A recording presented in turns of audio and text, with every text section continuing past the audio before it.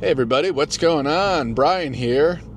I don't know how well you can see me right now, but I am driving. It is nighttime, and I am recording on the Osmo Pocket 3 from DJI in regular video mode, and I am heading to downtown St. Charles to do some night shooting and see how well the Osmo Pocket 3 really performs in low light, both in its regular video shooting mode and also with the night mode.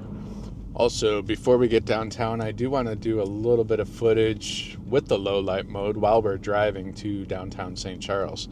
I'm actually about to enter a pretty dark area. The street light is not working up ahead, or it's very dim. This is the low light mode of the DJI Osmo Pocket 3. It's a beautiful night here in St. Charles. It's about 35 degrees, but the wind has died down. It is winter time. Aside from the sound of the water, it's a very peaceful, small downtown area to walk in.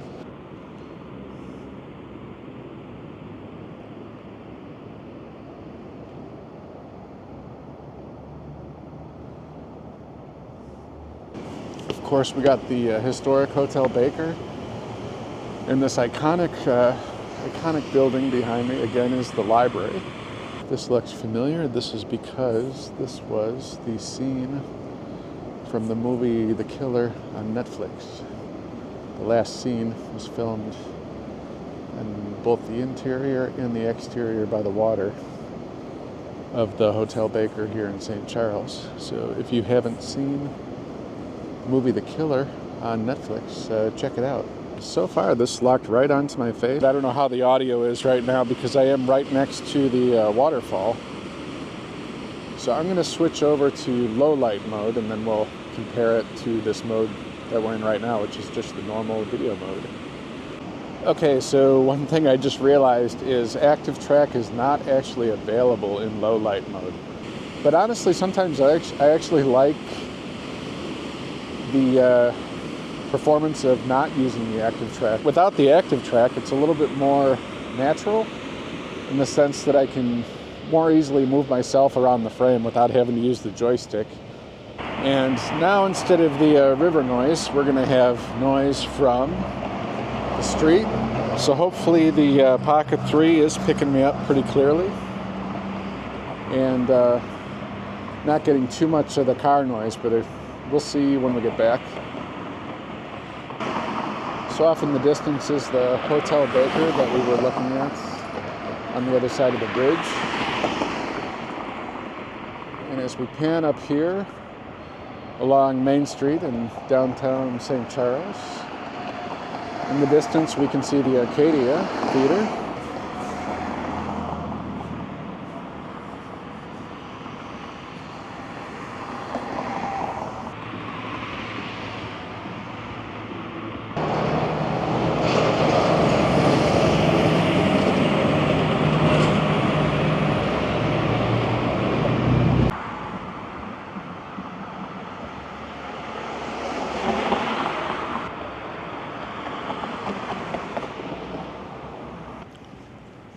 Alright, and I switched back to the low light mode. I don't think we really need it, but again, just want to kind of figure out what the difference is between the two, how the stabilization performs. Generally, does the picture look better one way or the other? And is this really low light that we're in right now with all these street lights? Or is this not even necessary for low light? Actually, if you know, please let me know in the comments, because I really am just trying to figure out what is the best use of this camera in different lighting situations at night.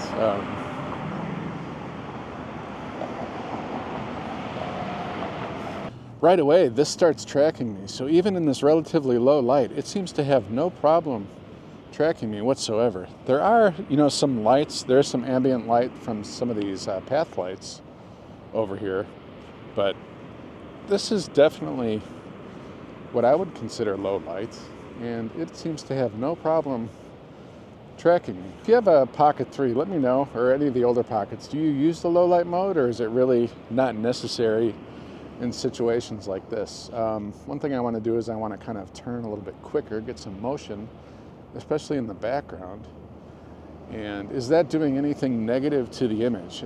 Wondering if this non-low light mode is able to keep up as I walk into this darker area over here. But overall, I gotta say, I'm really, really impressed. It's definitely working better than I expected. Am I gonna find that this footage not shot in low light mode is a complete disaster, or is it gonna be usable? I'm really curious to get back and see, is this footage stable, and is the low light mode more stable than the non-low light mode? It's pretty interesting, actually, that it was able to track my face and keep me seemingly tracked the whole time while we were in regular video mode. I did not expect that. I thought it might struggle. While you're here, please like this video if you can. It really helps. Also consider subscribing. I do a lot of content mostly about photography, so hopefully you found this useful. I think this was a pretty interesting test. But overall, the regular mode was pretty sufficient and was actually able to keep up. I didn't lose track of myself once, I guess because there was always a little bit of ambient light. I really didn't expect that. I thought it would have trouble tracking me in some of these lower light areas, but it seemed to work really well. I wonder if I really need to be using the low light mode when I'm shooting out the front of my car and there is the light from my headlamps and of course the street lamps. And I do notice right now that even though I am not shooting in low light mode, it is so dark that the camera is unable to actually pick up and track my face right now. Thank you for joining me, everybody. Let's head inside right now